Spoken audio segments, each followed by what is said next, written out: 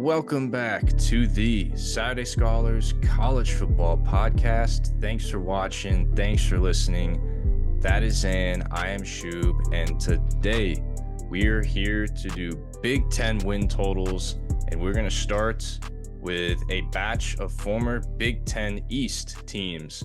For those of you who are new, or this is your first win totals video that you are watching, we're dividing up all Power 4 conferences up, and we are going to be doing videos in batches of 6 teams each. And we decided to divide the Big Ten this way. And this first video here will be this batch of teams, the former Big Ten East Division teams, minus Rutgers, including Purdue. I'm excited for this video, man. I think that this is a batch of teams that are obviously the powerhouses, the blue bloods in this conference. And we have a couple, maybe multiple college football playoff and national title contenders here in this batch of teams. So it'll be a fun one to go through, and a couple new coaches as well. So how you doing, man? Doing good, long work week, just a little tired, same old, same old. I'm recovering from having my wisdom teeth removed. I had all 4 of them pulled out last week, so don't mind the bruising on the side of my face. But anyways, the swelling's gone down. I think I'm back to normal now, but I'm good to go. I can stand in front of a mic and record, so it's not like anything. You want to go over under? Yes, we will be going over or under. That is correct. I can pronounce my R's, the good R's. All right, let's get going. All right, let's start off alphabetical order here. The Indiana Hoosiers. Indiana sitting with a line of 5.5 wins on Caesar Sportsbook as of today's recording. They have a little bit of juice to the over here, minus 135. Indiana is headlined by first-year head coach Curt Cignetti. Tom Allen departed, and Cignetti was the new head coach, former James Madison coach. And Cignetti has quite a track record. Overall, as a head coach, he's 119-35. That's including James Madison and other previous stops. As a coach, Incredible. He kind of got a little bit of Kalen DeBoer in him. He's kind of Kalen DeBoer light when it comes to overall record. Wherever the guy goes, he wins. And Indiana may have hit a little bit of a jackpot here, in my opinion, with this hire. But as far as the 2024 team, and as far as this win total goes in relation to the schedule and the roster, what is your assessment on the Hoosiers for 24? I mean, an exciting time to be a Hoosier fan, man. I would say this because you're used to being the absolute doormat of the Big Ten, and now you have a chance to actually maybe work your way up into that middle tier of programs under Curt Cignetti. I mean, he is a program builder, and that's one thing that I really, really like about this. Basically brought his entire staff over from JMU, and that's something that's going to bode really well for Indiana, and that's why I think their line is so high right now at 5.5. I think they're getting a lot of respect. Now, I know 5.5 doesn't seem like a big line, but when you look at their schedule, I think it's actually a relatively decent line to be giving them. I think they're giving respect for sure to Curt Cignetti and his coaching acumen. So if we look at it, man, I mean, they're bringing in Curtis Rourke from Ohio, which I really like this pickup for Indiana. Curtis Rourke is a good player. He just had some troubles with injuries and then had a little bit of a down year last year. But when all is said and done, Curtis Rourke does have the ability to play at a high level. And if Curt Cignetti can bring that out of him, then Indiana's going to be cooking. I'll tell you that much. They also have Justice Ellison, who brings 500 yards of production from Wake Forest, and then Kalen Black, who brings 630 yards of production from James Madison, and then another James Madison running back, and Tyson Lawton, who brings another 600 yards. So I mean, they've got guys with experience in rotation there in the running back position. So they definitely got some guys that can handle the rock. So I like that. They do have depth at the position, and then you look over at the wide receiver position. What do you notice here? More James Madison recruits, Shoob. Elijah Surratt, 1,200-yard guy with 8 touchdowns. I mean, regardless of what level you play at, a 1,000-yard receiver is a 1,000-yard receiver. It's a pretty good player to bring into your program, especially when you got a quarterback this time around. And then you got Miles Price coming in from Texas Tech. Not as prolific, but he's at least been around college football for a long time. And then you bring back Donovan McCulley, who's bringing 600 yards back to you. So they've got over 2,000 yards of returning production at the wide receiver room. And then they've got experience at the running back and quarterback position. So I think there's definitely the upside for this offense relative to what they were last year is definitely there, 100%. And then you bring in Curt Cignetti and his coaching staff, Mike Shanahan and Bryant Haynes. I think this is going to be a definite improvement on the offensive end. I'm definitely excited to see what the Hoosiers can do on offense. Now let's look at the offensive line though, which is going to be the limiting factor here. Offensive line was just poor last year, man. Just was not very good under Tony Allen. And I gotta say, for the most part, it hasn't changed that much. But they brought a group of transfers in, and there might be some, some mixing, matching, some musical chairs. But overall, I mean, I'm expecting the offensive line to get at least a little bit better than it was last year. To what degree, I don't know, but I mean, just continuity usually breeds improvement. So I think that's what we're going to see here. So overall, we're looking at Indiana with the 83rd most efficient offense last year. I mean, Shoob, this is a pretty significant improvement to what they have on offense. I can see them dropping maybe into the top 50 on offense. And if everything goes right, maybe in the top 40. So if they do that, they're going to be winning some football games and maybe even bowling, which their line suggests is a possibility here at 5.5 with juice to the over. So I'll tell you what, they certainly do think that Indiana's going bowling this year, or the sports books. Let's turn over to the defensive side here. Defensive line, man. I mean, bring a CJ West from Kent State. Grades pretty decently. He's 14th at his position per PFF, so pretty solid. And then you have James Carpenter, who's also coming from James Madison, who grades pretty well. And then you also bring in Mikhail Kamara, who comes from James Madison. I mean, you'll see a theme here with the Indiana Hoosiers. They took anyone who can play ball from James Madison, and they brought him over. Half of James Madison's roster is starting in Indiana. It's basically the James Madison Dukes in Indy playing in 2024 with Indiana Hoosiers. Indiana Dukes, man. Yeah, basically. But hey, they won football games, and that's all that matters. And they've got the experience, and they've got some confidence for sure from winning those games. Then you look at the next level, linebackers, Jalen Walker. Guess what? James Madison grades out pretty well. And then you've got Aiden Fisher from guess where? James Madison. So, I mean, it's pretty interesting. But these James Madison players that are coming over, it's not just like Kurt's faves or Kurt's boys or anything like that. They're dudes that can play. They graded out really well from third-party services. So it's really interesting. And then we look at the DBs. Guess what, Shoob? James Madison, D'Angelo Pounds comes in, and he scored a 90. He scored a 90 on PFF, which is like phenomenal. So that's a really big get for them. And then they bring in Sean Osbury, who grades really well too. But guess what? Here's the kicker, Shoob. He's from Old Dominion. He's not from James Madison. Wow, another Sunbelt school. Yeah, so I think I really like what Indiana is bringing in here, man. And then they were 70th in defensive efficiency last year. I like that to improve too. Like, I really like the improvement from this Indiana team. I think they definitely have a much higher ceiling than they did last year, and definitely a higher floor as well, for sure. So this line at 5.5, I think is showing them some respect. I know it doesn't seem like that given the line, but you got to look at the schedule, which is exactly what we're going to do, Shoob. FIU, I give them the win. Western Illinois, give them the win. At UCLA, you know what, man? I think that's a winnable game. It's early on, and they got a new head coach over there at UCLA. A lot can happen. I think that's a winnable game for Indiana. I certainly do. Maryland, I think, is winnable. At Northwestern is certainly winnable. And then you go on a bye week. Then you get Nebraska, which is winnable. You get Washington, which we'll see what Washington looks like this time around. It's a whole new regime over there, whole new set of players. That could be a winnable game if Washington takes a significant step backwards, which they did lose a lot of players from that team last year. And then you go at Michigan State, who's also got a new regime. Then you got Michigan, which is tough, and then Ohio State off the bye. So you're probably going to lose those two games, and then you get Purdue. So I think the realm of possibility here for Indiana to at least get 6 wins and go bowling with this roster improvement and Kirk Cignetti and his coaching staff, I think there's a decent chance here, Shoob. Like, those first 6 games, I could see them going maybe 4-2 in those games, maybe even 5-1 if all the cards fall right. And if that happens, then all we're looking at is we've got Nebraska, Washington, Michigan State, and Purdue. You need 2 of those 4 to basically get you over, because you're not getting Michigan and Ohio State. You know what, Shoob? I wouldn't bet money on it because of the juice, but I'm going to go over on Indiana.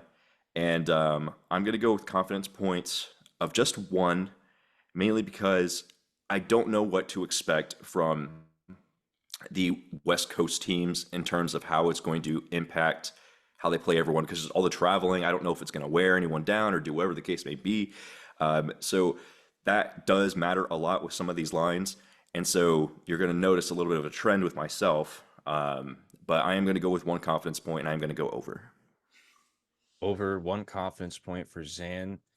Yeah, I pretty much had the same exact thought process when I came to my decision here. It is tough, and especially the middle to bottom of the Big Ten. A lot of these teams are so closely power rated, or at least in my eyes, I think these teams are so close to each other in terms of talent that it's really like flipping coins when you look at these schedules here. But as far as Indiana, I think you already highlighted it.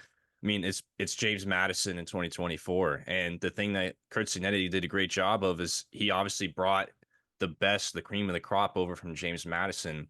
And I know if you look at this roster, there's not many players that are coming back from the 2023 from Tom Allen's regime, but when you really crunch the numbers and you look at it and you look at guys that started at the G5 level, that started at James Madison, ODU, a few MAC schools, when you crunch those numbers and look at guys that just have starting experience at the FBS level, 20 of their 21 or 22 projected starters are returning and they just played at other schools. So this team has a lot of experience. There is an infusion of talent via, albeit from lower levels, but an infusion of talent and experience.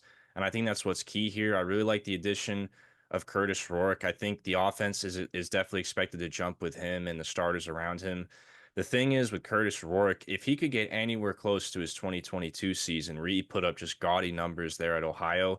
Last year in 23, he had that injury. Remember in the first game last year, week 0 against San Diego State, he had that injury and just wasn't the same the rest of the year. If you get fully healthy Curtis Rourke and he can come close to those 2022 numbers, that's going to be a good thing for this team. And then additionally, I look at the defense. There's so much turnover, but there's just experience from the group of five levels across the board. I think minor improvement at minimally could be expected here.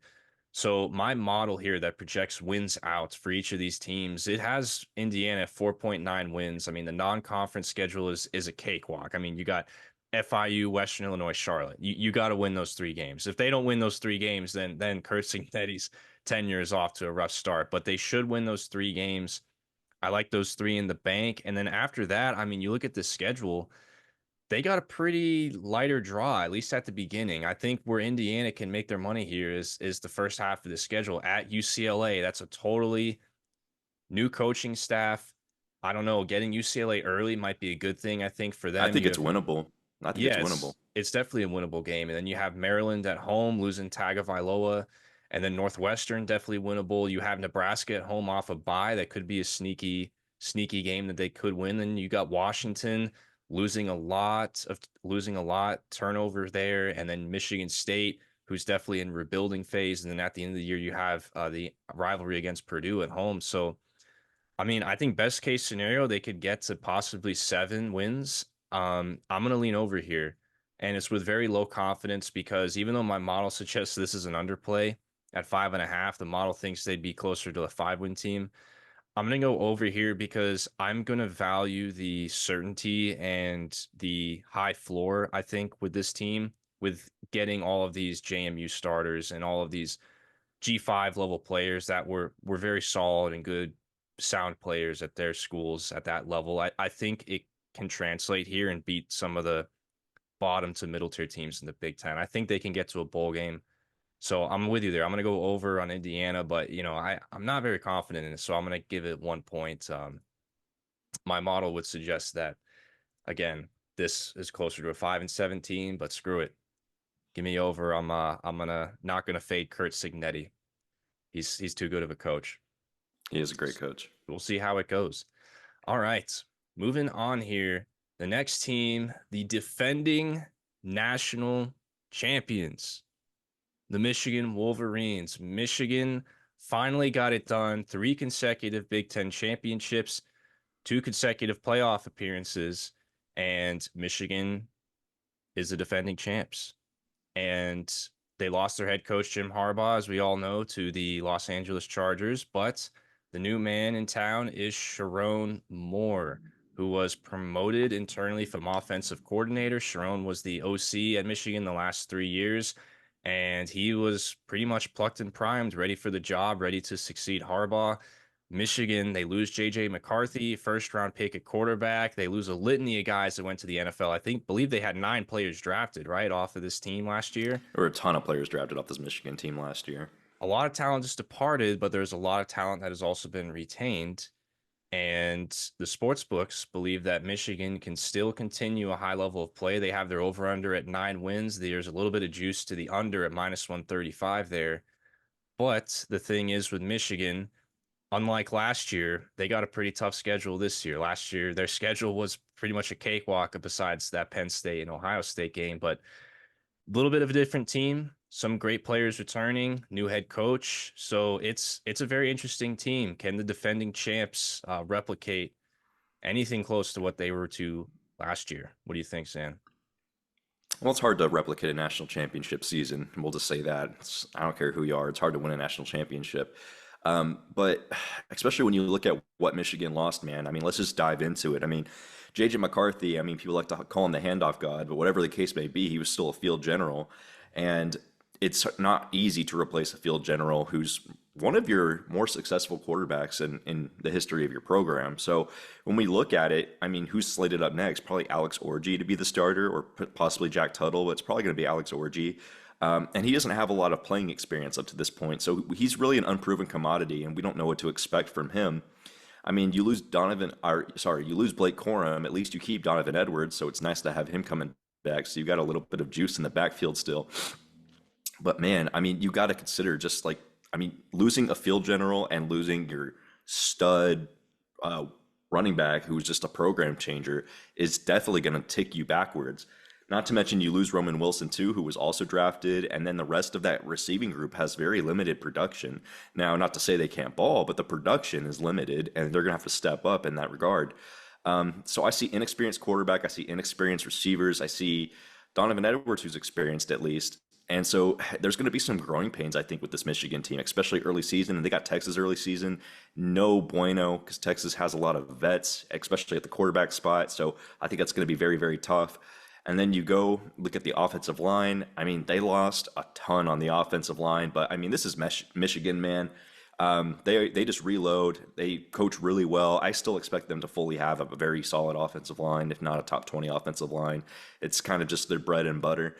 But then you look at the defensive side, and this is where Michigan truly gets their bread and butter, man. Because even when they're not that great on offense, they're always there on defense. And they've got Mason Graham returning. They've got Kenneth Grant returning on the D-line. They've got Josiah Stewart returning. They're going to have a pretty dang good D-line, regardless of everything that they've lost to the NFL. So they've got dudes. And then you go back and you look at the next level, the linebackers. They lost 2 dudes to the NFL also at that level. And so that level you would expect to be a little bit of a drop-off in play. But the thing is, I mean, Michigan's a very well-coached team. So whoever slates into those positions, I fully expect to maybe be a slight downgrade, but not so much of a drop-off that it's going to, tank this defense by any way, shape, or form. I think they're still going to be very, very dominant. I mean, this was the most efficient defense in schedule adjusted efficiency in the entire country last year. They're ranked number 1. So if they drop off at all, they're probably dropping to like maybe 5th or 6th. Nothing substantial. They're still going to be a pretty dang good unit. And Michigan is definitely going to be one of the contenders in the Big Ten, as they are every year. And then we go back to the secondary, and then this is also a bread and butter play for them. You've got Will Johnson returning, which is a big thing. Michigan fans love some Will Johnson. And then you return 2 safeties who have a lot of snaps under their belt, who look to improve a little bit. But ultimately, man, this is going to be a pretty stout Michigan defense. No surprises there. It's always been their bread and butter. The biggest question marks are with the quarterback, wide receiver, and then possibly the supplementation of the O-line. So I think the offense is definitely going to take a little bit of a step back. I mean, they were 5th in efficiency last year. This is why this is a national championship team, Shoob. 5th on offense, 1st in defense. I think that 5th in offense, I mean, it has the potential to really drop back depending on how efficient Orji is. So, I mean, like, we could legitimately see a plummet, not just a drop, but a plummet. So that is going to be what decides Michigan's fate on this line. Now, Michigan fans are probably looking at this and they're going, 9 wins? We won the Natty. 9 wins? That's so disrespectful. Juice to the under? What? I'm telling you, Vegas looks at this offense the way I do, and they say, "Ooh, there's some issues there, man. Like that could get a little dicey." Not to say Alex Orji. Yeah, the schedule too. But not to say Alex Orji can't play, not to say that these guys are scrubs or anything of the nature, but there's going to be growing pains when you get a new quarterback in there. I mean, look at this. You get Fresno, you're probably going to win that game. You're too good of a defense, too good of a team. You play Texas at the Big House. I think you probably lose that game. And Shub, can I just highlight something? Michigan only plays 4 away games the entire season. They have 8 home games and 4 away games, I've and they noticed start. that with the Big The, Ten. A lot of these yeah, teams have more home games than away this year. It's just the way their the schedules first work. 5 games are all at home. It's insane. National championship season, so they're like, screw it. Let's give the fans a 8 game home slate to sell some tickets, let them appreciate it. But So I that's at least, even though the schedule's a little tough, that's at least something in your advantage there. A lot of home cooking, but I don't think you're going to beat Texas. I think Texas is going to match up a little too well. You got an experienced quarterback, and Sark kind of has that team cooking a little bit. So I think Texas has got your number in that game. Then you go off and you take it out in Arkansas State and beat the crap out of them. Then you go play USC, which USC's got a decent quarterback, but no defense. But here's the issue: if USC, even because I think USC is going to have a pretty respectable offense, they're going to be able to put up some points. But if you can't score on this USC defense, it's going to be an issue. So it's at home, it's in Ann Arbor. USC's got to make that trip all the way over to the Big House. I think they're going to beat USC. Then you get Minnesota. I think they beat Minnesota, take care of business. Go at Washington. We'll see. This is their first away game, and it's a trip to the West Coast. So, I mean, we'll see how this bodes out, and then it's kind of interesting to see. This is the point in the season where it's really going to matter whether Alex Orji has arrived or not. If he's struggling, or whatever the case may be, or if he's struggling at this point in the season, they're really going to have a hard time going to Washington. But then, luckily, you get a bye week. And here's the thing, Shu, they only have 4 away games. One of them is coming off a bye week, and then they go at Illinois. Illinois, I'm not as high on this year. They'll beat Illinois. Then you get Michigan State in a rivalry game, which normally I would say like you've got that down pat, but now I'd say like 75% chance you win that game instead of like 90 because they got Jonathan Smith and they got some new dudes in that building. So we'll see. I think you're more than likely going to win that game too. But then you got Oregon and Shoop. They're at home again. They're at home again. I mean, I will say this, it bodes out so well for Michigan that they are at home for a significant proportion of their tougher games. That one is a toss up right there. I do like Oregon a lot this year. I do think Oregon will be good enough to beat Michigan, especially if their offense drops off quite a bit, Michigan's offense. Then you go at Indiana. We talked about Indiana. I mean, they might take a step forward, but we'll see. That could be a trappy game. And then you go into the bye week, you get Northwestern, which with Northwestern could be trappy because you know who's after Northwestern? It's at Ohio State, and you're going on a bye week. So you're telling me they're not going to spend any of that bye week preparing for Ohio State and not overlooking Northwestern ahead of them? No yeah, chance, man. No chance. you should still beat I Northwestern though. But I yeah, think I they'll see. still beat Northwestern, but at 9 wins, man, I'm surprised it's juiced to the under because 9 sounds about right. I mean, like when I look at the schedule, I Yeah, say, who's going to beat them? Who's going to beat them? Texas, I think will beat them. Maybe Oregon and maybe Ohio State. So say they lose their big 3 games. I mean, they're still at a push right there. So if we're assuming they lose their big 3 games, we're also assuming that they're going to lose to like Minnesota, Washington, or USC. And I don't think they're going to lose all 3 big games. I think they'll at least come out with one of those. So I think I'm going to go over Shoob. And I know there's it's juiced to the under, but I'm going to go over with a low confidence points of 1, and just believe that Sharon Moore is going to have the ship right where it needs to be, and this defense is going to carry the load for this Michigan Wolverine team. I like it. I'm gonna go over as well. I'm gonna go over with 1 confidence point as well, and that is primarily because of the push insurance at 9 wins. I think if you had this team at or this line rather at 9.5, I'd probably be going under. But Same.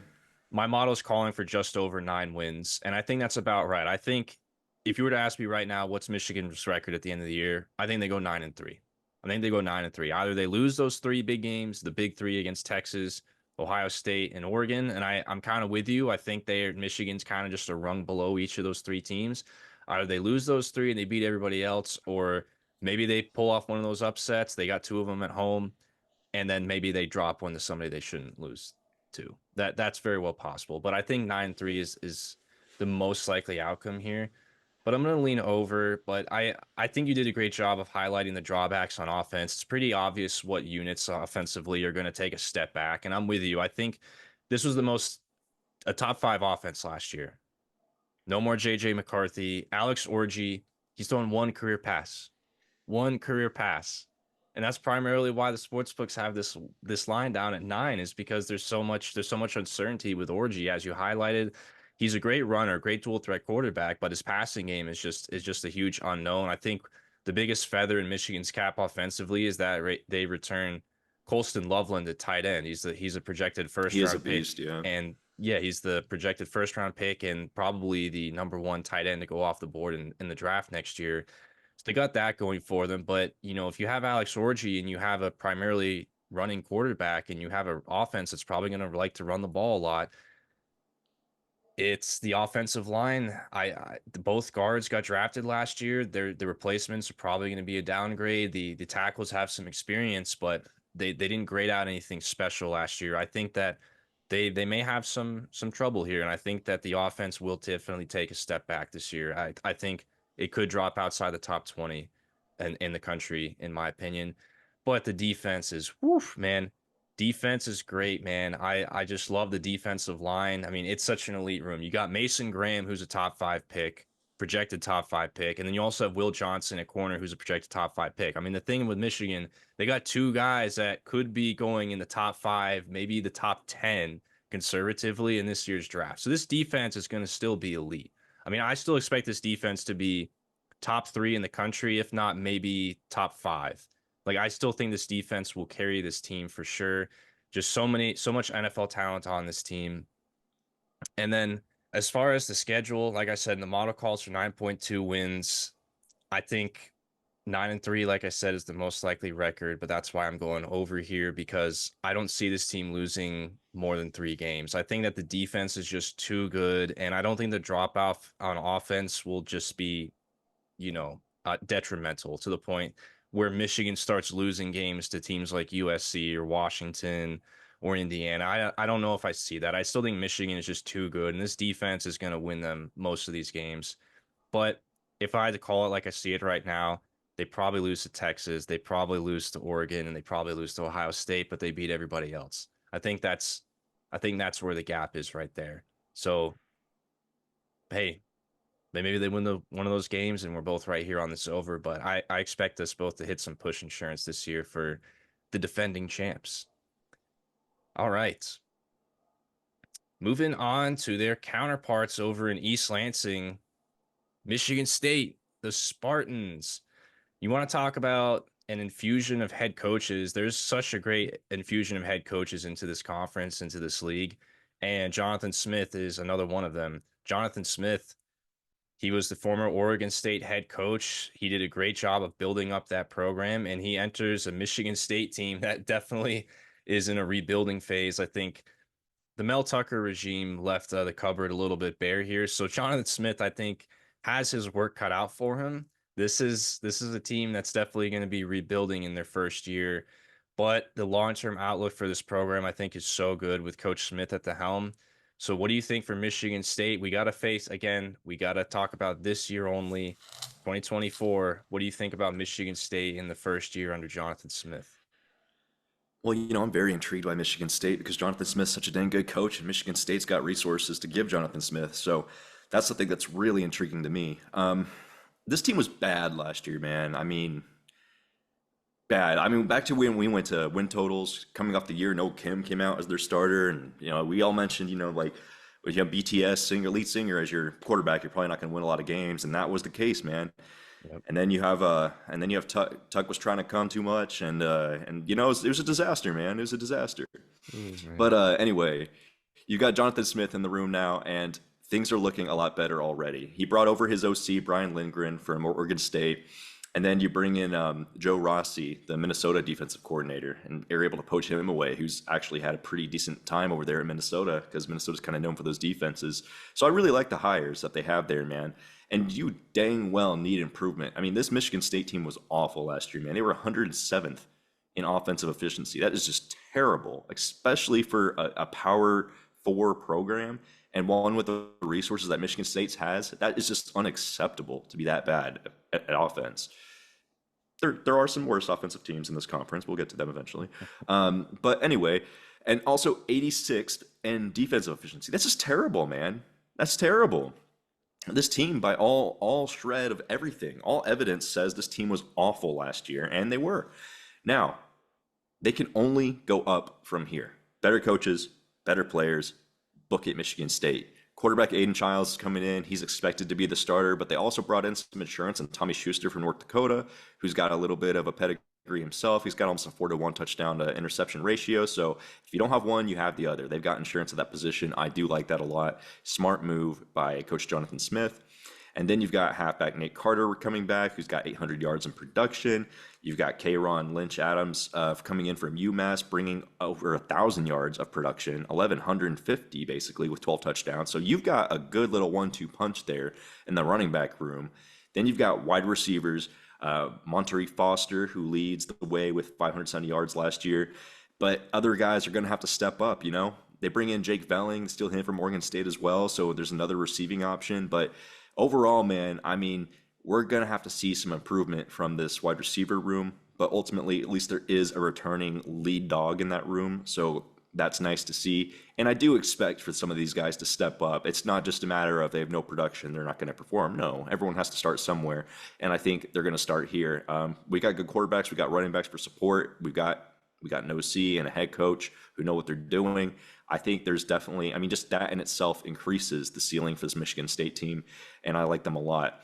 But then we look at the offensive line, man. This is where it gets a little more iffy because they did lose Nick Samak to the NFL, who's like their one draft pick, and he was playing center for them.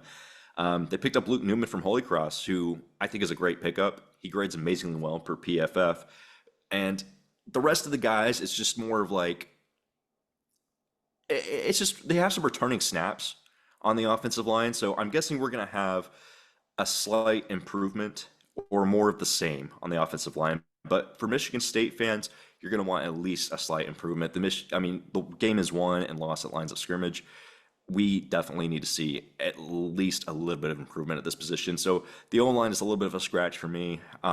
If I'm being honest, that one's a position where I'm just going to chalk it off as kind of a push. Then we go over and we look off at the defensive line. They don't really grade very well on the defensive line with their returners, but they do have some transfers coming in that might be able to provide some extra impact. We'll see how that looks out. The defensive line is a little bit of an unknown commodity, but I'm expecting maybe some slight improvement there just because of the transfers that are going to be in rotation there. So, and plus good coaching as well also goes miles. So we're going to go there with, say, a slight improvement on the D-line.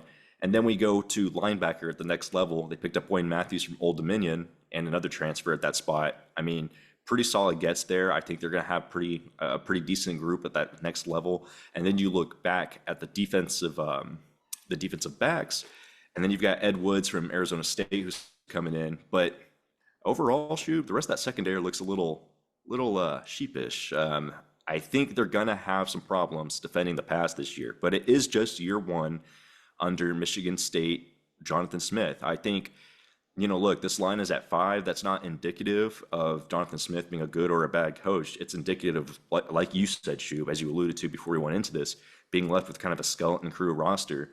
Mel Tucker did irreparable damage. Nothing that can be fixed within 1 or 2 years. Jonathan Smith has his work cut out for him. So let's jump to the schedule with all that in mind.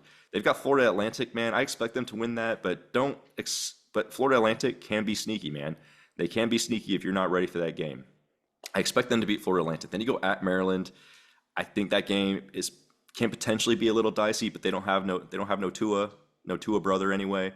I think they can win that game. It's winnable. Then you got Prairie View. That's a win. You go at Boston College. That's winnable. I mean, right there, that's 4 winnable games. Let's say you go 3-1 in that stretch because you've got Maryland, Florida Atlantic, Boston College. Maybe one of them gets you 3-1 in that stretch. You play Ohio State. They're going to throw the ball all over you. I'm sorry. They're going to throw the ball all over you, Michigan State, and you're going to lose that game. Then you go at Oregon. I'm sorry. It's going to be more of the same. You're going to go into that bye week after taking 2 beatdowns, and you're going to be thankful for it because you needed the rest. Then you're going to go and play Iowa, and you're going to be so thankful because you just played 2 premium offenses, and now you're going to play a not so premium offense in Iowa.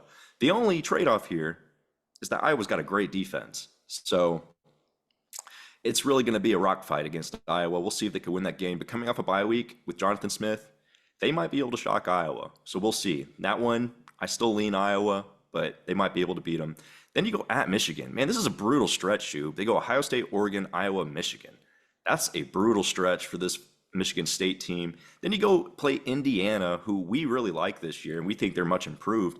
That's winnable, but I mean, I kind of lean to Indiana winning that game, if I'm being honest. As of right now, if we look at what's there on both sides of the ball, I kind of like Indiana. Then you go bye week and you go at Illinois. It's not going to be an easy one, but you're at least coming off a bye week.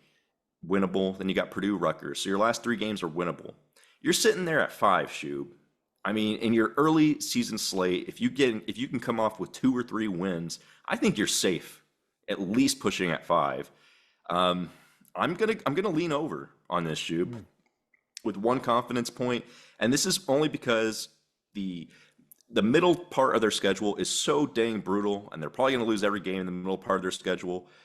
But the first 4 games and the last 3 games, I think, are all winnable games, and that's 7 winnables. You just got to get me what 5 of those to push. I like that, and then I do see the possibility of even Indiana and Iowa being potential upset games. So we'll see, man. We'll see. I mean, literally 7 to maybe 8.5 winnable games. Give me 5. I like the coaching staff. Michigan State, push to over. Interesting. Yeah, I think that obviously Smith's got his hands full here, I think, with this roster. And I initially went into this assessment and I was thinking, oh, with Jonathan Smith as the coach now, like Michigan State, they're probably going to have a low win total. I was thinking, oh, yeah, this is probably going to be an overplay for me going into it, just without even looking at anything. You know, you got Aiden Childs coming in who really like. I think Aiden Childs is very underrated. But I started looking at the roster, and I do think he's going to have a tougher time than I initially expected. And you look at the guys that they lost in the portal too. I know a lot of schools are very excited about the guys that left Michigan State and went to other places. In my opinion, I think some of those guys probably shouldn't have left, considering the coaching staff that they're bringing in. But you know, that's their decisions, and they're free to go wherever they want. But I I like Aiden Childs on the offense, but I just think that the rest of the room, the unit around him is not that great. I mean, the running back room is great. I like Nathan Carter a lot, and Jack Veling from Oregon State at tight end, but outside of that, I mean, I don't know. The offensive line, it's going to be a rebuilding project. I know they brought in the offensive line coach, who's very renowned for being one of the best offensive line coaches in the country. He did a phenomenal job with Yeah, developing. Joe McCalzick. Yeah, From Jim Oregon McCalzick. State. Right. He did a terrific job developing, lower 3-star level talent at Oregon State. And that was part of their calling card with Jonathan Smith when he was at OSU, was those offensive lines. So I expect there to be potential improvement, but the roster that he's inheriting is just not the greatest. So I think that this is more of a rebuilding project for me. But then as far as the defense, yeah, the defensive line, I don't think will be very good at all, in my opinion. The linebacker room, surprisingly, is actually, I think, pretty solid. I think the linebacker room is the strength of this defense. But overall, I looked at the schedule and you look at the model. The model actually has 5.4 wins for Michigan State. So the model's actually telling me to play the over here. And I hate to do this, but I'm gonna go under here, and I'm gonna go under with low confidence. And this is only because the line is at 5 wins, but I'm gonna go under here, and that is only because I just think that the rest of the roster around Aiden Childs is not as good as I was expecting it to be when I first went into this. And the model is liking Michigan State, and I might be kicking myself here at the end of the year because they may very well get to a bowl game. I wouldn't be surprised if they get to a bowl game because this is a great coaching staff, but it's year one. I just think that you can't expect a whole lot here in year one, and I would expect perhaps a year two bump. It's a little bit different than what Signetti is bringing in Indiana, where Signetti is bringing in a plethora of like veteran starters that are ready to go and hit the ground running. I don't see that being the case here with Michigan State. So that's the difference for me, and I'm going to lean under here with one confidence point. I think they can get to 5 wins, but it's the push insurance. I say it's more likely they go 4-8 and have a tougher time than they go 6-6 and make a bowl game. But I'm with you. Best case scenario, the supporting cast around Aiden Childs ends up being a lot better than we thought, and they could win 6 or 7 games with this schedule for sure. So, with all that being said, though, I'm still think it's more likely they're going to go under here. So, I'm going to fade Jonathan Smith in year one, which I don't like doing, but I think this will be my one get out of jail free card with fading Jonathan Smith here in year one. I think this is the only time I'll get to do that. But Michigan long State fans, term, let them have it. Let them yeah. have it. Hey man, long term arrow, I'm very bullish on this program. Super bullish on this program. But hey, we'll see. We'll see. We'll see if Sparty can prove me wrong here. All right. Ohio State. The Buckeyes are next up on deck. Ohio State, man. Oof. Ryan Day, you can cut the tension with a knife with the pressure that is surrounding Ryan Day going into 2024. Ohio State, Michigan's won the Big Ten 3 years in a row. They've lost to Michigan 3 years in a row. Michigan just won the national championship, and Ohio State is sitting there. Ryan Day is in a pressure cooker. And you know what? He has done a dang good job of building the best possible roster I think he possibly could have because this team is loaded with talent. But the question is, can they finally get it done, get over the Michigan hurdle, and finally win a Big Ten championship and get to the, well, they probably will get to the college football playoff, but you know what I mean? Get to that national championship level that this team on paper is very well capable of doing. The line is sitting at 10.5 wins with a huge juice to the over at -180. So Caesars is saying basically this is closer to an 11-win team, and you're going to have to pay up if you want to get that 10.5 number. What's your say, Xan? Ohio State, man, you're right. Completely loaded. And then not just loaded from position to position, they're loaded at the coordinators too, man. You got offensive coordinator Chip Kelly, defensive coordinator Jim Knowles. It's an I mean, all-star staff right there. it's an all-star staff. Like, I mean, they have like all the best ponies that money can buy, and yet they got to be sitting there like, man, we bought all the best ponies for the race, and Michigan still won the dang race. What the heck? You know, like if you're an Ohio State fan and you're a booster of that program, you're sitting there and you're wagging your finger, thinking, "Come on, Ryan Day, get it together. How much more help do you need, man?" Because you look at this team, man. Will Howard is expected to be the starter. He's a veteran. He's been around. He knows what he's doing. He's a solid quarterback. But then you've got Devin Brown and Julian Sayin as backups. You've got a deep, deep quarterback room. Oh, yeah. And then you've got Quinshon Judkins and Travion Henderson, who together have like over 2,000 yards rushing, returning. Filthy. Then you've got wide receiver Emeka Ibuka, and then you've got Carnell Tate, Brandon Innes, and then Jeremiah Smith, who was the #1 player in the entire class, man. I was reading about Jeremiah Smith, and they were saying like he is like the most sure thing. Like the scouts were saying he's like the most sure thing they have seen in a long time. Like they were comparing him to Julio Jones. He's expected to be the next like great wide receiver for sure. Yeah, I mean, there's the reason if you have a wide receiver being the #1 person in class, it's usually like a defender or a quarterback or something, or like a lineman, but it's never a wide receiver. This time it's a wide receiver, so that just speaks volumes about how good Jeremiah Smith is, and he's already slated as a true freshman to start at Ohio State, so that speaks volumes. So they're stacked, stacked, stacked. Then you look at the offensive line; they return a lot of guys who have a lot of meaningful snaps. I'm gonna say this offense is going to be pretty dang good, Shoob. You know, no surprises there. They were 14th in offensive efficiency last year, which for Ohio State and what they have there is actually kind of low. I would expect this team to be in the top 10 this year for sure. And then we look at the defensive line. The whole defensive line returns, Shoob. The whole defensive line, the whole enchilada. Tyleek Williams returns. Ty Hamilton returns. Jack Sawyer returns. JT Tumalau returns. This defensive line was already pretty filthy. Bring in one more year of experience with all these guys, filthy. Then at the linebacker position, CJ Simon returns, very solid player. Then the DBs, Lathan Ransom returns, and then they bring in Caleb Downs from Alabama, who is like regarded as the best freshman defender in the entire country. He's the next Minkah Fitzpatrick. Seriously, and then you got Denzel Burke, and on the other end you got Davison. But man, this team has no weaknesses. No. Shoot, this team has no weaknesses. No. From top to bottom. They are like cream of the crop. They are so dang good. And like, I mean, if you're Ryan Day, like I 100% agree with you, Shoot. There is a lot of pressure this year. There's no excuse for Ryan Day with this roster. There is no excuse to not win the Big Ten with this roster. I don't care if Oregon is a good team and they are coming into your, into your league. I don't care if Michigan's a good team. I don't care if Penn State's a good team. None of them have the roster that you have. There is no excuse not Preach, to win brother. the Big Ten this year and not to get into the college football playoff, if not the championship, given the roster that you have. Legitimately, I mean, Ryan Day, man, like, you're on alert. You're on alert. You can't have this roster and not do anything with it. Now let's get into the schedule. Akron, slaughter. Western Michigan, slaughter. Bye week, Marshall, slaughter.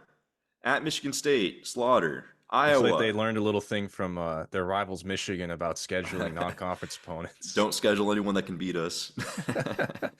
Except Michigan did schedule Texas this year, so we'll give them that. But then at Michigan State, they're probably going to slaughter Michigan State. And then you go Iowa at home. Man, like, I expect Iowa's offense to be a little bit better this year, but not enough to contend with the likes of Ohio State. Ohio State's Yeah, their defense will defense. be in the slaughterhouse. The offense Oh, will yeah. actually have a tough time. Offense will have a tough time. This game might finish like 17-0, like. Yep. But anyway, that's a win. Then you go at Oregon. That's kind of tough because it's at Oregon. You should win this game still. Like, look, I know it's at Oregon, it's at Autzen, it's a hostile environment, but you should still win this game given the talent that you have. Oregon's no pushover. If you don't come ready, they'll beat you. But that's a toss-up game, but they should win it. Bye week to play Nebraska. I'm at Rule Nebraska. You should win that game. Then you go at Penn State, which is probably going to be a whiteout game. But I'll tell you this right now. Penn State has historically just not been able to beat Ohio State and Michigan. They can't beat the big two in their conference. And quite frankly, I do like Penn State's roster. We will talk about them next, but I don't think that's going to change, even with the whiteout. So then you get Purdue, probably a win. Northwestern, a win. Indiana. Indiana might be trappy, Shoob, because it's right before the game against Michigan. It's right before the game against Michigan. And I got to say, man, they're going to win that game, but I think Indiana gives them a scare right there. I think Indiana actually gives them a scare. And then they go play Michigan, and they should beat Michigan. But here's the thing, Shoob, and this is what's kind of crazy, Shoob, and I think I'm going to go over, Shoob, with one confidence point. I was actually really thinking about teetering to the under there because I feel like there's going to be a slip up in here. I know I was looking at this roster top to bottom. I'm like, how good is this dang roster? And I thought, like, man, I know the juice is so heavy to the over, but man, I feel like there could be a slip up in here, and then they could choke to like maybe Indiana before they play Michigan, and they already slipped against Oregon or something like that. I mean, like something like that. But I mean, I'm looking at the roster, man, and the objective roster in front of me on paper says Ohio State. No way in hell should you go under 10.5. And if you go under 10.5, you should be looking for a new head coach because that's just unacceptable with this roster. Over Ohio State, low confidence, 1 point.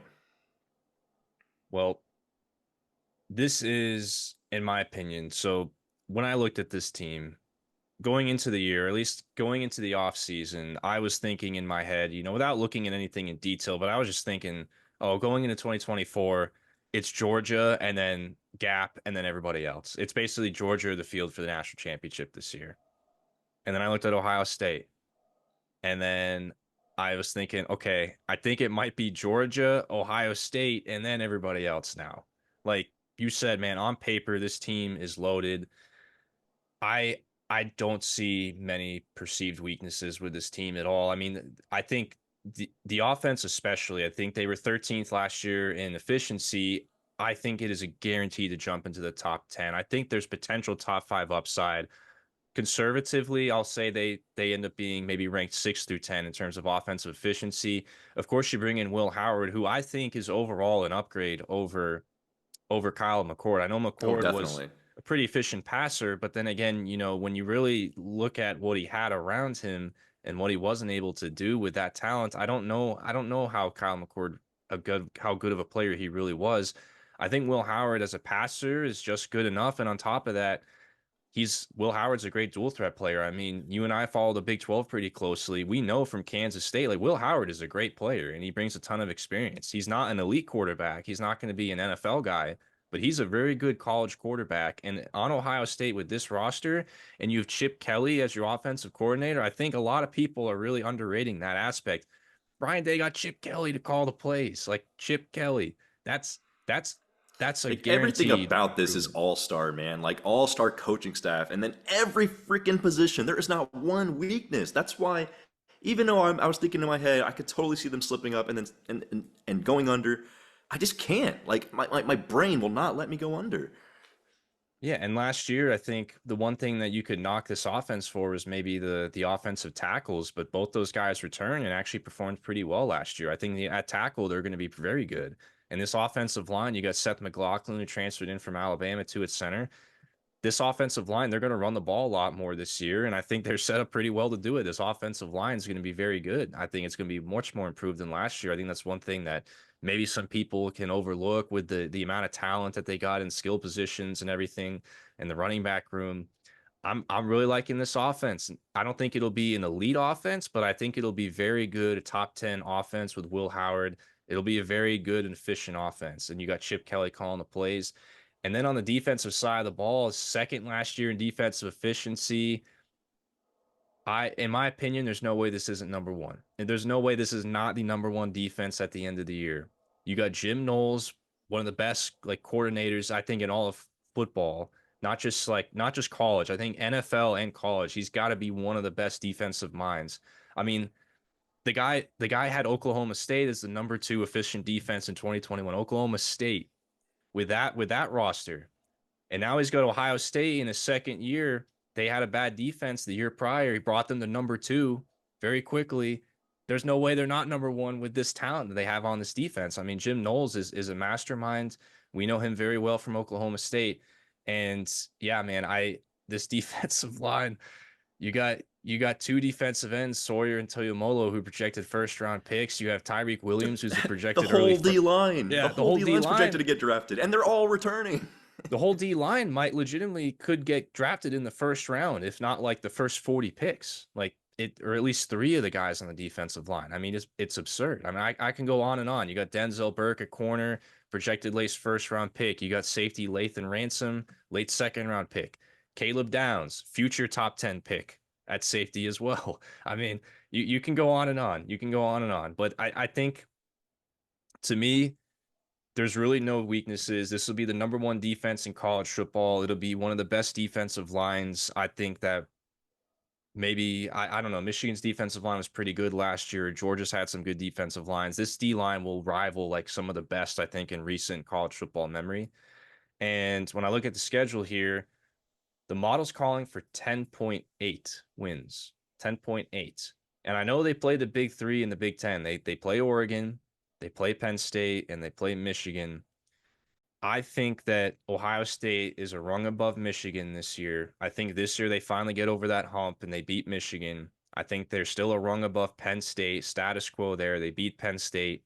The model actually has the Oregon game as a toss up, like 50-50 on the dot because it's at Oregon, and the model is very high on Oregon actually. But I think personally, I still give an edge to Ohio State. So in my opinion, I look at Ohio State and they should be favored in every single game on the schedule. I think maybe they lose one of the big three, and that's it. I do not see how this team loses more than one game. In fact, I am extremely confident that they don't lose more than one game. And so that's why I'm going to go over with 3 confidence points. I am extremely confident that Ohio State will win at least 11 regular season games. I'm extremely confident they will play in the Big Ten championship game, likely win the Big Ten championship. And I'm pretty confident that they will probably be in the college football playoff semifinals. And unless they get unlucky and have to run into Georgia or something in their side of the bracket, if I had to call it right now, I would call Ohio State versus Georgia for the national championship, depending on how the bracket shakes out for them.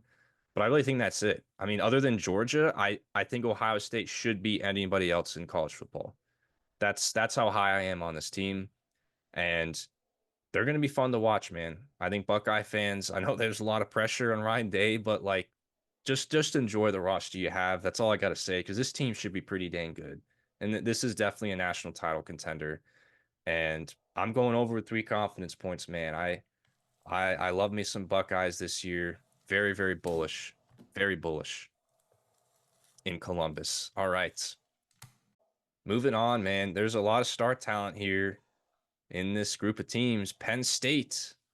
Penn State, the Nittany Lions, sitting with a line of 9.5. James Franklin is now in his 11th season at Penn State. Been out there for over a decade now. I mean, I can remember back when I was just an undergrad at Florida and he was at Vanderbilt for the tail end of that year's, or at least I think I was in high school, actually.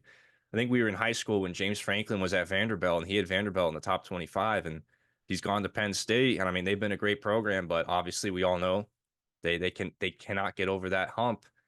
But you know what? This team definitely had a lot of hype going into last year. There was a lot of good players on this team and they lost a few guys to the NFL. But I think there is potential here, perhaps, for some post-hype sleeper opportunity for Penn State. The other thing, too, is you've had the bar lowered for you in terms of getting into the college football playoff. So now your biggest problem of being a really good team, but not an elite team, well, you can still be a really good team and not an elite and still make the playoff. And if you go back and you look at past years, in the past 10 years under James Franklin, if you had had the 12-team playoff implemented, Penn State would have been in the playoff like 4 different times. You know, they're always right there. So I think that this team has potential and the fans have finally something to write home about it and look forward to in terms of the playoff.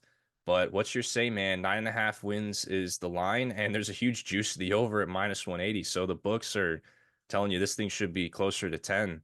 So what do you think? I mean, no shockers here. Penn State's going to have a good team yet again. I mean, you and I were both very, very high on their hire of offensive coordinator Andy Kolteneggy from Kansas. That in itself, I think, is going to improve them on the offensive end. He's a very creative play caller, very good situational play caller. That's something that Penn State has really needed because their defense usually is carrying the torch, and the offense is usually like average, but not really great. So if we see improvement on offense, I mean, yeah, Penn State could actually maybe get over that hump. So we'll see. And then you have Tom Allen. Does that name ring a bell? Yeah, he came from Indiana. He's playing a defensive coordinator now. I don't really know how I feel about that hire for him being a DC at that position. We'll see. Hopefully, it's not too. James Franklin loves hiring failed head coaches as his coordinators, like Manny Diaz. Yeah, Now and, he's got and Tom we'll Allen. see, man. Tom Allen. I don't know about his defensive acumen. I really hope it doesn't drop Penn State from the levels of the elite defenses because they still have a bunch of dudes on that side of the ball. When we look at the roster as a whole, you have Drew Aller coming back, and he had a pretty dang good year. You know, he's only thrown 2 career interceptions, and they were both last year. Granted, small sample size because it was his only year really starting. But he threw 2,600 yards, 26 touchdowns, 2 picks, or sorry, 25 touchdowns and 2 picks. You're going to win a lot of games with ratios like that, big ratios. And then Nick Singleton comes back, pretty good running back. And then you have Katron Allen, who's a 900-yard rusher. So you've got running backs. Then you bring in Julian Fleming from Ohio State. So that's going to make things a little bit interesting. He didn't get to play a lot at Ohio State, so maybe he wants to pop off a little bit. He was a former 5-star, I think he was #1 receiver in his class, if I recall correctly. But then they have other dudes in that roster who don't have a lot of production and are going to have to step up. We look at the offensive line. 3 guys drafted from this Penn State offensive line, Shoob. 3 guys. That's how good this O-line was last year. And so that's where I draw a little bit of concern because obviously if you lose 3 guys to the NFL, even if you have good guys in the wake, you're probably going to regress a little bit. There's just a talent discrepancy and then an experience discrepancy that is going to show its way in probably the first half of the season. So I think Penn State will still have a pretty solid O-line, but we're definitely going to see a drop-off. I would be shocked if we didn't. Then we switch over to the defensive side of the ball. D-line, they return Devon Els and Zane Durant, both very solid players. They lose 2 pass rushers to the NFL, man. But luckily, this Penn State defense, this defensive line is pretty stacked. I mean, they've got Danny Dennis Sutton and Abdul Carter still on roster who have meaningful snaps, and they're both very solid replacements to the guys that they lost. So that D-line really is still going to be pretty dang formidable. So I like Penn State's D-line 100%. They're definitely one of the best units in the Big Ten, as they almost always are. And then we look at the next level. Nothing really changes here. Their front 7 is scary, man. Dominic DeLuca is really good. Kobe King is really good. They both come back. Then you've got the secondary, man. You've got Kevin Winston Jr., who's an absolute beast in the secondary. And then you've got Cam Miller. But then there's a couple other guys in that secondary they're going to have to step up. But overall, man, this is a very good defense. Okay, this is a very good defense. No shockers there. My only hint here is Tom Allen. Are they going to take a step back with Tom Allen as the DC? I fully expect this offense to be at least a little bit better with Andy Kotelnicki calling the plays. They were 18th in efficiency last year. That's not bad at all. It's actually kind of under the radar when you think about Penn State. I like them to at least maintain that the offensive line is a concern for me, especially when you play teams like Ohio State, who we just raved and raved and raved about how just dominant their defensive linemen are. I mean, they have legitimately 4 draft picks starting on the D line. So we'll see how that goes. But otherwise, when they play the rest of the run in the middle of the Big Ten, they shouldn't have a problem. Look at the schedule here. They play West Virginia. I think they handle West Virginia. Bowling Green, they should beat Bowling Green. They get a bye week to play Kent State. You didn't even need that bye week for Kent State, but nonetheless, you got it. You beat Kent State. You're going to beat Illinois. I think you beat UCLA. I think UCLA is going to have maybe a rough first year. And then at USC, look, USC's defense isn't that great. Your defense is. I like the matchup there. I think you beat USC. Then you go bye week at Wisconsin. We'll see about Wisconsin. I think you're a better team than Wisconsin is, that's for sure. But we'll see if they improve from one year to the next. But you have a bye week to prepare for them. So I actually like you there as well, even though it's at Wisco, because you're coming off the bye. But don't get caught looking ahead to Ohio State in the oncoming week, which you're probably going to be in your whiteout game. You're at home. It's probably going to be at the point in the season where if everything plays out the way we're talking here, you're looking at 0 or 1 loss here. And you're going into that Ohio State game as a top 10 matchup. So this is going to be a whiteout game for the ages. And I got to say, I think Ohio State's going to win it, unfortunately. But then you play Washington. You luckily have them at home, so we don't have to worry about that fatigue factor. It's a cross-country trip for Washington, and it's late season, and they're probably tired from all the traveling. I think you have the edge there from all of that as well, just because it's late season. And then you go at Purdue. You're better than Purdue, should beat Purdue. At Minnesota, could be a little tricky mid-year, but I think you take care of them. And then you got Maryland. I mean, Shoob, I think this team's going to win maybe even 11 games. Like, I think it's very favorable. And even if they slip up somewhere, there's 10. I understand why there's juice to the over. I'm going to go over on Penn State, over 9.5 wins, 2 confidence points. I like it. All right, so over on Penn State. You're firing off overs tonight. I don't think you've. Do you I even have know. a I don't. single I under don't. so I far? don't have a single under yet, but I mean, it's a big conference, man. They're going to come somewhere. Oh boy, and we know who's lined up in the next video. Oh boy, I can't wait. There's going to be some engagement farming going on there. All right, all right. So yeah, dude, Penn State is a team that I didn't really expect to be as high on as I am now after I've looked into this team. Because in my head, I was thinking, oh, they kind of a disappointment last year. They're losing Fushanu, losing Caden Wallace, drop off at offensive line, especially at tackle, at offensive tackle, big drop off there. And I'm thinking, okay, well, do they bring in anything? I know Colton Nicky, I really like the hire. It's a phenomenal hire, one of the best coordinator hires of the entire offseason in college football, in our opinion. But I was just thinking, they're still going to be Penn State. But then I look at that schedule, and the defense is still going to be very good. It was a top 5 defense last year. I think it should still maintain its top 5 status. If not, they definitely won't drop out of the top 10, minimally. So it's going to be a good Unless Tom defense. Allen's just terrible. Yeah, and I don't know if I expect that to be the case there, but especially with Tom Allen, I think he does have a decent pedigree, but I'm with you. It does raise a minor red flag for me, but not that big of a one. But I look at the offense and you look at Drew Aller, it's like, the numbers last year were so good, so efficient, but by far his worst 2 games were Michigan and Ohio State. Well, you know what, Drew? Luckily, you only have to play Ohio State and you don't have to play Michigan. And I look at the schedule. I have Penn State. I think this is the calling card here for this line and for what my numbers say. I have Penn State projected to win 10.3 games. And the reason for that is if you look at the schedule, I don't have them as, let's see here. I don't have them as an underdog in any game besides Ohio State, obviously at home. I only have them as a 30% chance to beat Ohio State. Every single other game on the schedule, I have Penn State as over an 80% chance to win that game, i.e., more than a touchdown favorite or close to a touchdown favorite or more in every other game. Every other game. I'm not as high on USC, not as high on UCLA. Wisconsin, I still think they're a rung above them. West Virginia to open the year might be tricky. I mean, West Virginia's solid. There would be a solid Big 12 team, but I still think they're Penn State's a rung above them for sure.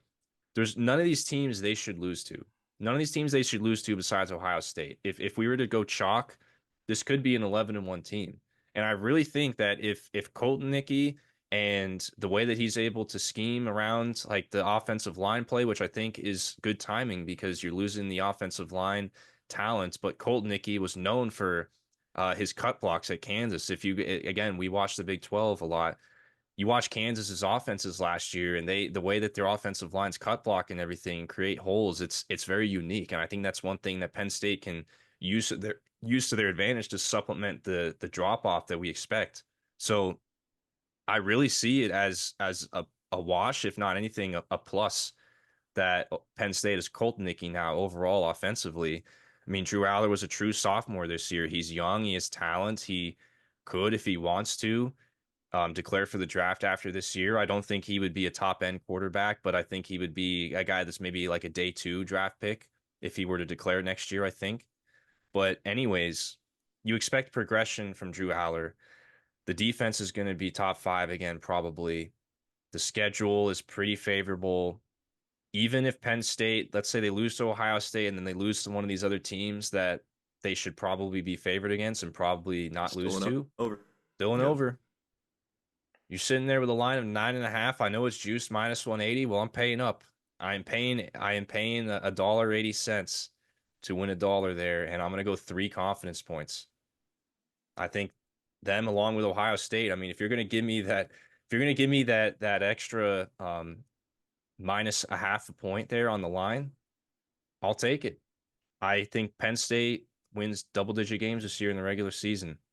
So if the line wasn't juiced so hard, I would go and bet this. But there is obviously risk here. But I would pay minus 180 for this line. The same thing with Ohio State. I would pay minus 180 for that line as well. I just I don't see how these two teams don't win double digits this year. I think they're too good, and love the coordinator hires that James Franklin has made and that Ryan Day has made as well at Ohio State. So yeah, we're high on the top end of the Big Ten so far. That's for sure. All right. Well, from the top end of the Big Ten to the middle of the pack, towards bottom of the Big Ten. But you know what? Purdue won the Big Ten West a couple years ago. So RIP the Big Ten West, man. I'm gonna miss it. I'm gonna miss it a lot. So will Iowa. So will Iowa. But you know what, Purdue, man, they had a rough first year with Ryan Walters at head coach. I mean, you lose a coach like Jeff Brom. I mean, that's Purdue was lucky to have a guy like Brom, and then you hire Ryan Walters, who had a great defensive acumen over at Illinois. First year as a head coach, 4-8 last year. Not the greatest year for Purdue, but now Ryan Walters is in his second season, and he's had a chance now to have one season under his belt. He's got Hudson Card coming back. The schedule flips and the schedule definitely gets more difficult for Purdue now that they're out of the Big Ten West. But I think this roster has a chance to potentially improve, and Ryan Walters now has a chance to get his feet underneath him in year 2. So what do you think about the Purdue Boilermakers in 2024? Their line is sitting at 4.5 with a very heavy juice on the under to minus 190 at Caesars. So Caesars is telling you this is closer to a 4-win team, but you can get the line at 4.5. So what's your say on the Boilermakers? I mean, the Big Ten this year is just better because of the teams that they've added, and then we talked about the teams at the top who are obviously just we're seeing improvement from the middle of the pack as well, man. I mean, it's a better just conference overall this year in general. They have taken a step forward, and teams like Purdue don't have it easy. And we can jump right into it, man. I mean, yes, you do have your offensive coordinator in Graham Harrell, who I really like as an OC. He's had success in his career.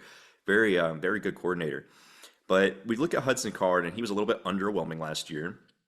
We need to see Hudson Card take a step forward this year. And even if he does, how much of a step is he going to take given what's around him? I look at what's around him. I see Devin Mockabee, who's an 800-yard rusher. You got to transfer in Reggie Love. Hey, Dynasty lovers who watch our Traitor. channel.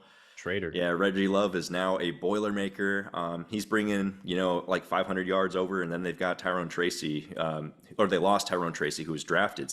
So you're losing an NFL running back. And then you've got these two guys to replace him. But I mean, overall, I mean, you're probably taking a step back at that position. I know you still got production there, but you're losing an NFL running back. And whenever you lose an NFL running back, I mean, it's kind of hard to replace unless you're the likes of Ohio State or Michigan or whatever the case may be. And then you look at wide receivers, you've got Jamal Edrine, like he's returns 570 yards and 6 touchdowns, but the rest of the guys in that room are a bunch of transfers and unproven guys. So I'm not expecting too great of an improvement on the offense this year, Shoob, if I'm being honest with you. Offensive line, they've got some solid guys coming back, some decent additions from the portal. Maybe it's an average unit. But overall, man, it's a lot to be desired. Their offensive efficiency was 50th last year, and I think they'll hover around that area again this year. Maybe like a plus or minus 5 spots to either or, but I'm leaning more towards the minus part on that end of the agenda. So we'll see. And then you look over to the defensive side of the ball. I mean, you return defensive tackle Joe Anderson. That's a good get for you. You had CJ Madden from Georgia, who was highly rated out of high school, so perhaps that's something that can be developed well for you. So there's potential on this O line or D line for it to be an average unit because overall the rest of the unit has a lot of holes.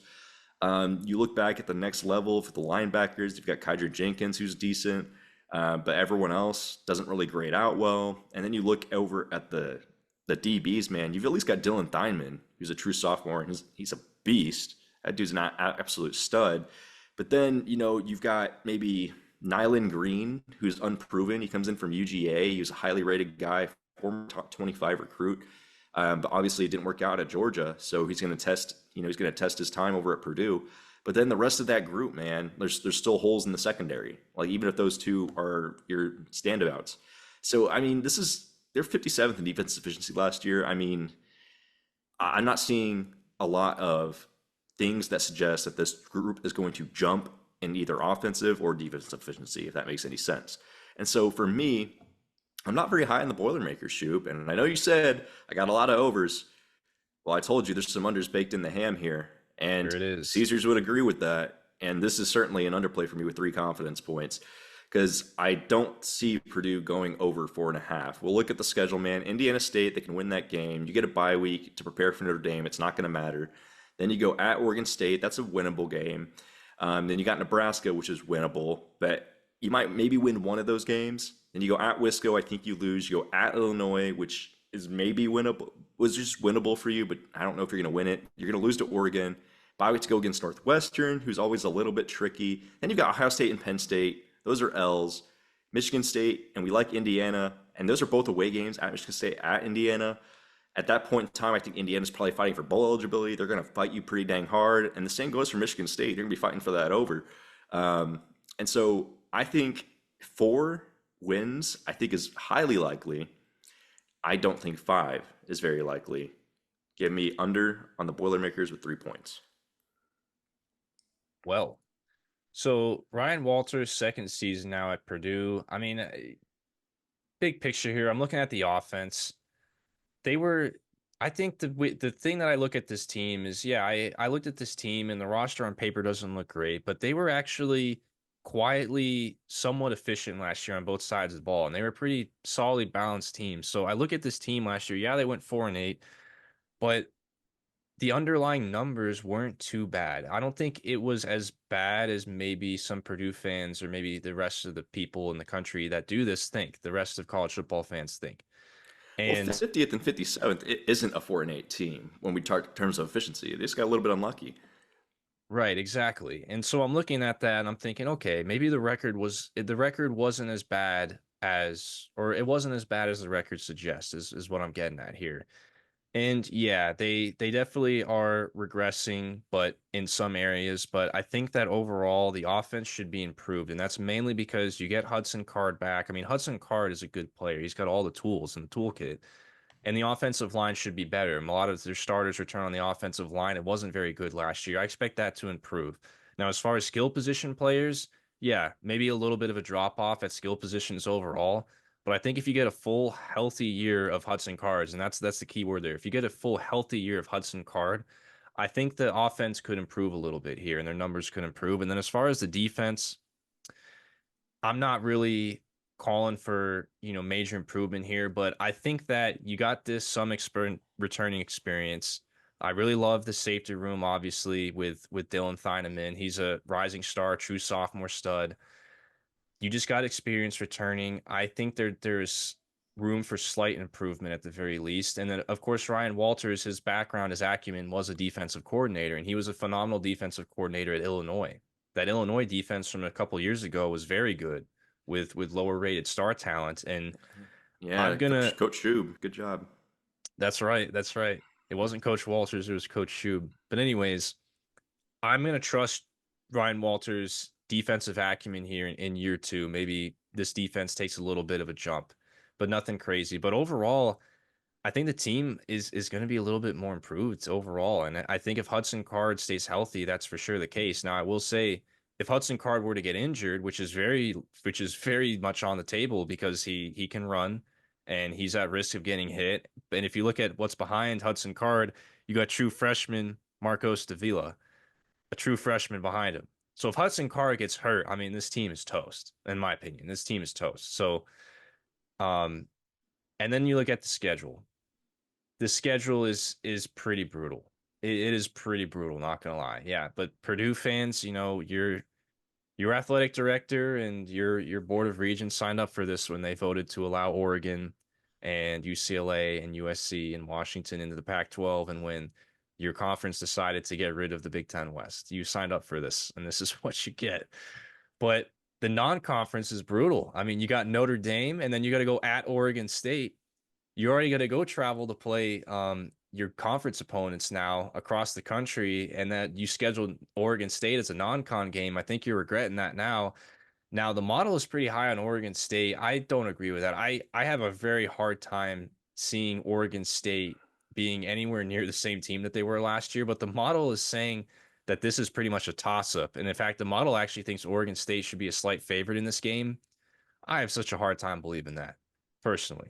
We haven't looked at Oregon State, but I have a hard time believing that. I think Eileen win there. You're going to probably lose to Notre Dame. Notre Dame's going to be pretty good. But then I look at the rest of the schedule. There's games that are very winnable, like Northwestern at home, Indiana away at the end of the year at home, Michigan State away, which I think is going to be a team that is probably going to struggle more than we thought, in my opinion.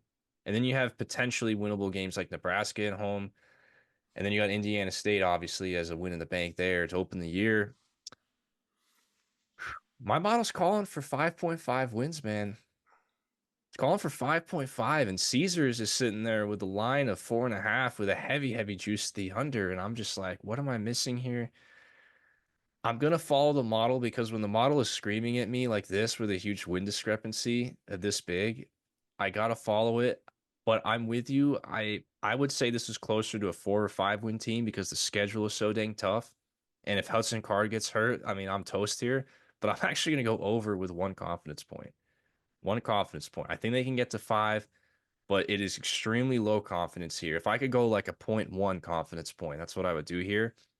But I'm going to follow the model. When the model is screaming at me the way it is now, I defy it sometimes, but when it's screaming at me like this, I got to follow it. So we have a little bit of a disagreement here. Mine is mainly model driven. Yours is definitely, in my opinion, closer to the assessment that I would have if I wasn't following my model here. But screw it, man. I believe in Ryan Walters. I believe in Ryan Walters in year two. Let's go Boilermakers. Get us to 5 wins. That's all I'm asking for. And I think it can be done. Hudson Card, you got to stay healthy. You got to stay healthy. All right, man. That'll do it for the first edition of Big Ten win totals here, man. This is a good assessment, man. Good video.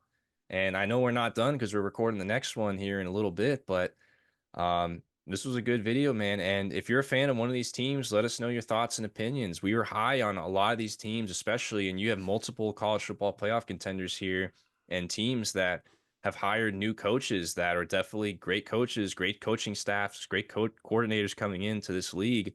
It should be very fun to watch, and it's overall going to be very improved, but definitely very elite at the top. Still top heavy in my opinion, but I think that's going to change over the coming years as more talent and coaching acumen and money gets poured into this league. But yeah, man, it should be fun. And yeah, I love seeing all those overs, man. You were firing them off today. So we are high on the prospects for most of these teams here in 2024. All right, for Xan and Shoob, this is the Saturday Scholars signing out. See y'all later and enjoy your off season and get ready for the season, folks. It's coming up. We're less than a month away now. Enjoy your NCAA 25 and your college football 25. Yep, you gotta get used to saying that. But yeah, don't play on Heisman because you're gonna not have a fun time. At least that's been my experience. But anyways, see you guys later.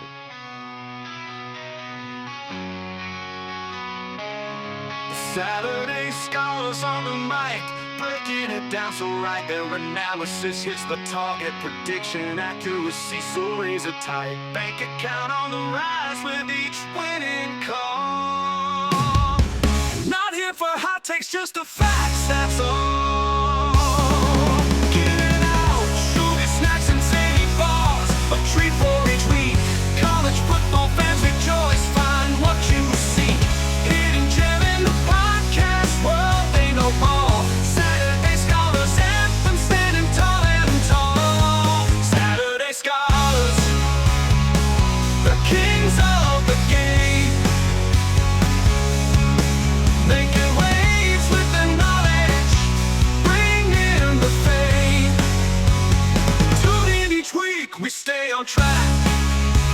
The Saturday Scholars, we got your back.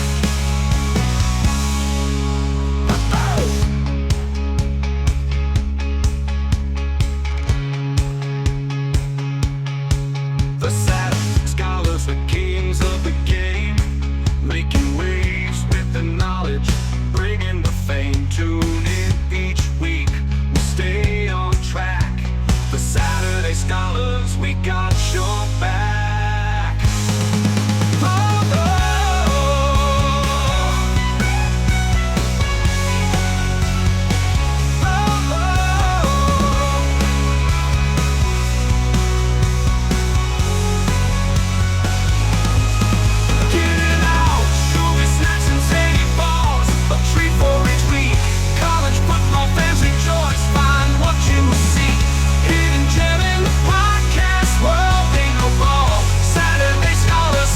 Standing tall and tall.